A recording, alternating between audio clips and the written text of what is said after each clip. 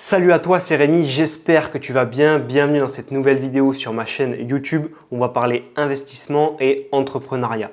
Pour moi, c'est des choses qui sont très similaires, qui vont bien ensemble et je vais te donner ma vision des choses sur le fait d'investir dans l'immobilier et en même temps en parallèle, avant ou après, de créer un business. Mon but ici, c'est de te donner des pistes de réflexion pour ton futur et te montrer qu'en fait, il y a plein de chemins différents pour atteindre tes objectifs. En France, on a beaucoup de chance. Investir dans l'immobilier, c'est quasiment à la portée de tout le monde. On peut investir avec très peu ou pas d'apport, même encore aujourd'hui. Les taux de crédit immobilier sont remontés un petit peu, ça on le sait, mais c'est toujours possible d'investir avec 3, 5, 10% d'apport. Il y a beaucoup d'endroits dans le monde où il faut 20, 30, 50%. Donc pour ça, on a beaucoup de chance. Et en immobilier, si tu vas voir une banque par exemple pour lui demander 100 000 € pour acheter un bien immobilier, elle va te dire OK selon certaines conditions.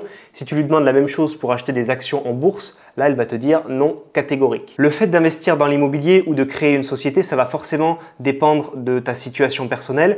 Il y a beaucoup de personnes qui regardent mes vidéos qui rentrent juste dans la vie active ou alors qui y sont depuis 10, 15, 20 ans avec un boulot qui leur déplaît, manque de temps, manque d'argent, qui ont envie de quitter leur job. L'immobilier est donc selon moi le premier pilier d'enrichissement à utiliser pour ces personnes. Tu investis, tu utilises au maximum ton travail, ton job pour acheter des biens d'une manière rentable, augmenter tes revenus et accroître ton patrimoine. Lorsque tu as mis le pied à l'étrier de l'investissement immobilier, la suite, elle peut varier. C'est-à-dire que tu peux continuer à investir, utiliser le LMNP, puis le LMP en fonction de ta situation, investir à plusieurs en SCI, t'associer, faire des plus gros projets ou en parallèle ou en plus, créer ta société pour finalement changer de vie et gagner en confort de vie. Sur ce sujet, j'ai plusieurs exemples à te donner. Le premier, c'est celui d'un ami à moi qui était embauché dans une boîte de sous-traitance, qui n'aimait pas du tout son travail, qui était en limite de burn-out.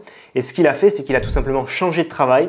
Il est allé dans une start-up qui travaille dans l'immobilier et cette start-up, elle lui permet de gérer ses horaires, donc il est beaucoup plus à l'aise finalement, il est content, il peut travailler aussi chez lui et en plus de ça, il apprend des choses qui lui servent dans sa vie perso, dans sa carrière perso d'investisseur. Donc pour lui, c'est tout bénef.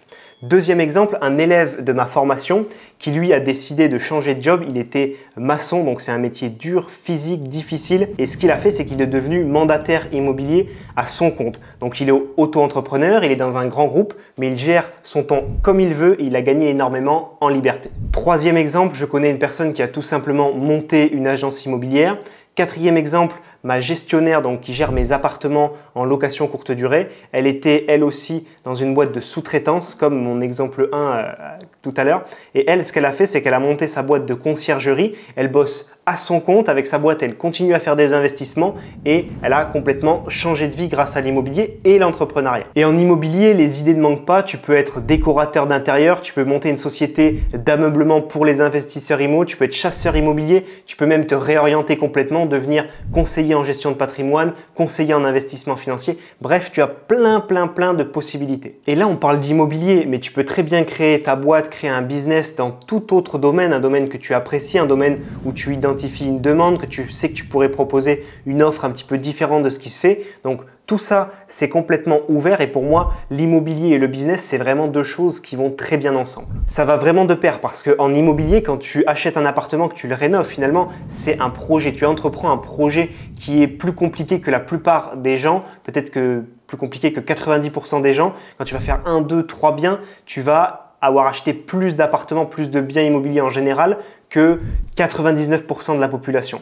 Et quand tu fais ça, tu calcules, tu te projettes sur l'avenir, tu réfléchis à des possibilités, à des stratégies et ça, c'est l'âme d'un entrepreneur. L'immobilier et le business vont très bien ensemble. Tu peux commencer par avoir un CDI, l'utiliser au maximum et une fois que tu le quittes, tu as l'argent de tes appartements, tu as peut-être le chômage si tu t'es fait licencier et avec cet argent, tu l'investis et tu crées une société. Tu peux aussi faire complètement l'inverse, c'est-à-dire que tu ne peux pas investir dans l'immobilier parce que tu as une situation un petit peu précaire, tu es entrepreneur et tu vas travailler à fond sur ta société pour que dans 2-3 ans, finalement, tu puisses te verser des gros salaires, des gros dividendes et à ce moment-là, tout ça, tu vas pouvoir le réinjecter dans l'immobilier. Il y a vraiment plein de façons de faire, mais elles sont toutes bonnes et elles sont toutes pour moi liées à un moment ou à un autre dans ta carrière. Il y a vraiment énormément de façons de faire. Je voulais te donner mon point de vue sur le sujet et dernier point d'attention qui est important en tout cas et que j'avais envie de te partager, c'est que certaines personnes se disent « Ok, je veux gagner 5 000 € par mois grâce à mes biens immobiliers et je veux que ça arrive très vite. En un an, je veux que ce soit fait et puis ce qui m'intéresse, c'est que l'argent. » Ça, c'est vraiment une très mauvaise réflexion parce que l'argent, ça motive un petit peu au début, mais ce n'est pas assez puissant pour te motiver sur toute ta vie.